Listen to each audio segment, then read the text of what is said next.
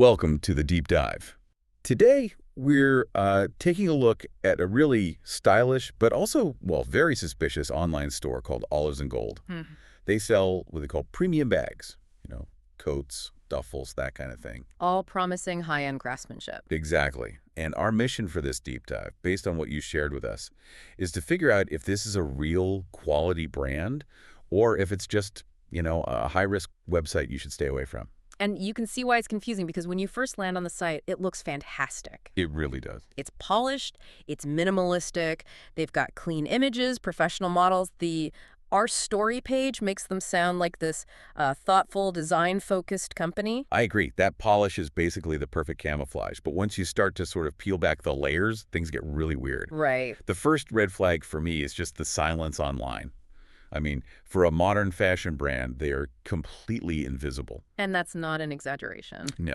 We're talking zero trace on Instagram, TikTok, Facebook, the places where this entire industry lives. And it's more than just, bad marketing. It's almost a guarantee of risk.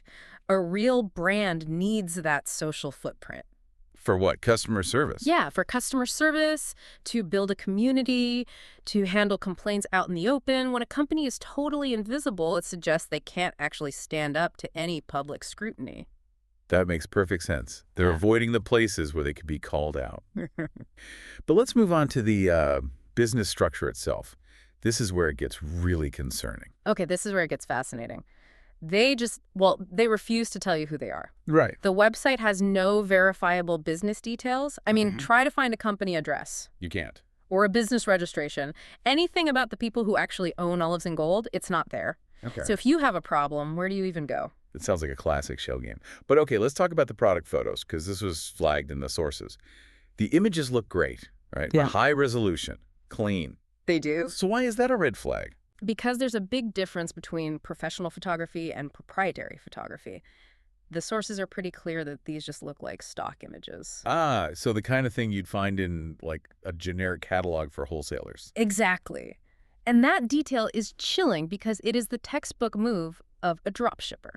Meaning they don't actually have the inventory themselves? Precisely. They never touch the product, they're not doing quality control, and they're definitely not producing the premium craftsmanship they're selling you on. So you're just buying a cheap wholesale bag with a huge markup. A huge markup, and the bag you get in the mail will probably look nothing like that flawless picture you saw. And the final nail in the coffin here has to be the total lack of external proof.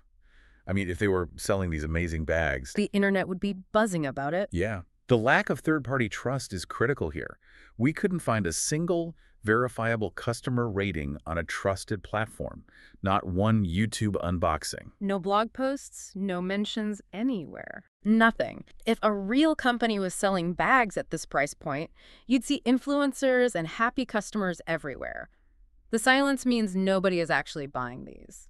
So when you put it all together, what does this mean for you, the person who might be looking at one of their duffel bags right now? I mean, it seems pretty clear. The lack of transparency, the stock images, the complete absence of reviews. It all points to this being a definitive high-risk website.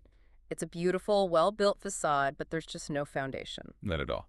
And this really gets at an important question for all online shopping. If a storefront looks perfect but fails these basic tests, transparency, third-party proof, what level of risk are you actually taking? Right. It goes beyond just getting a bad product. It does. You have to think about how much you value those key things, like a registered address or real customer reviews, before you click buy.